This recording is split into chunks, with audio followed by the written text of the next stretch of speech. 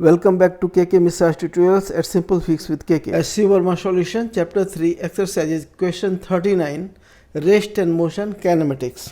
एक प्रोजेक्टाइल का उन इंस्टेंट्स के बीच में एवरेज वेलोसिटी निकालिए जिन इंस्टेंट्स में ये half of the maximum height को क्रॉस करता है। यह स्पीड u से और हॉरिजॉन्टल से थीटा एंगल बनाते हुए प्रोजेक्ट किया जाता है।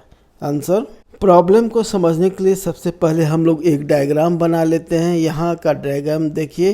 पॉइंट सी से प्रोजेक्ट किया गया प्रोजेक्टाइल ई पॉइंट पर मैक्सिमम हाइट को रीच करता है और फिर डी पर ग्राउंड पर आ जाता है। तो इसका मैक्सिमम हाइट हुआ जी ई इक्वल टू एच मान लेते हैं।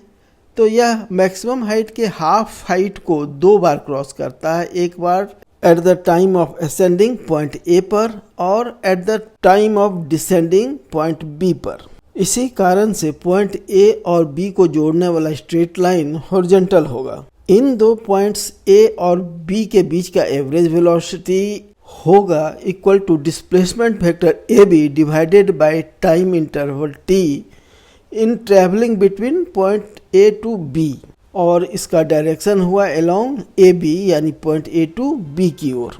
हम लोग जानते हैं कि हॉरिजॉन्टल डायरेक्शन में कोई भी फोर्स नहीं है प्रोजेक्टाइल पर, इसलिए कोई भी एक्सलेरेशन इसके साथ जुड़ा हुआ नहीं है। यह एक यूनिफॉर्म वेलोसिटी से हॉरिजॉन्टल डायरेक्शन में ट्रेवल करता है और यह यूनिफॉर्म वेलोसिटी होता है वेलोसिटी ऑफ प्रोजेक्शन u के हॉरिजॉन्टल कंपोनेंट के बराबर equal to u cos theta. इसलिए डिस्प्लेसमेंट वेक्टर ए बी का जो मैग्नीट्यूड होगा डिस्टेंस ए बी वो हो जाएगा equal to speed into time यानी equal to u cos theta into time t।